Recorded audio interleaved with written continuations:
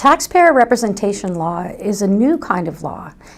We didn't have them in the past. Under the Indian Act taxation system, there's no mechanism for forming that.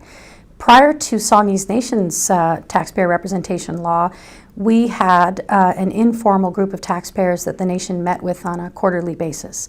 So we took the opportunity to formalize that into law when the Fiscal Management Act passed, and we had the opportunity to participate and implement the taxpayer representation to council law. So it was one of the first laws that we passed. We called upon our taxpayers to participate. Really, this law is about the relationship between the taxpayers and the nation. So what we did at an annual meeting of taxpayers is we asked people who, if they were interested in participating in a law development process. So we had a group of people. We met with them weekly, along with our legal counsel and staff that work in finance and tax administration. And we worked through each of the sections of the law. And the law, there is a sample law that you can get from the First Nations Tax Commission.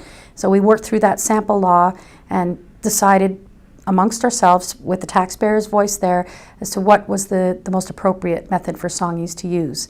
So that meant that we had a lot of taxpayer buy-in to the law, and then taxpayer participation in creating the law.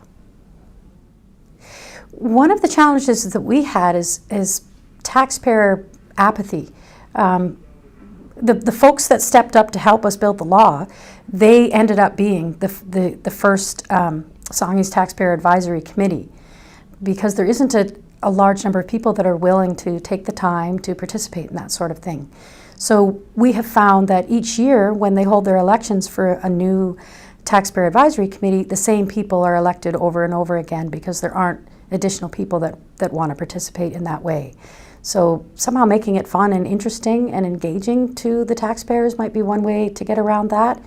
But sort of lack of interest to be involved is probably our biggest challenge. It's important when you have a taxpayer representation law that you follow the processes in that annually.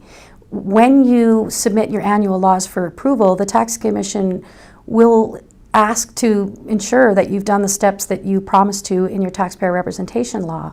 In our case, that means holding a meeting with the Taxpayer Advisory Committee to review our proposed rates and expenditure laws and receive their input before we submit those laws for approval by the Tax Commission.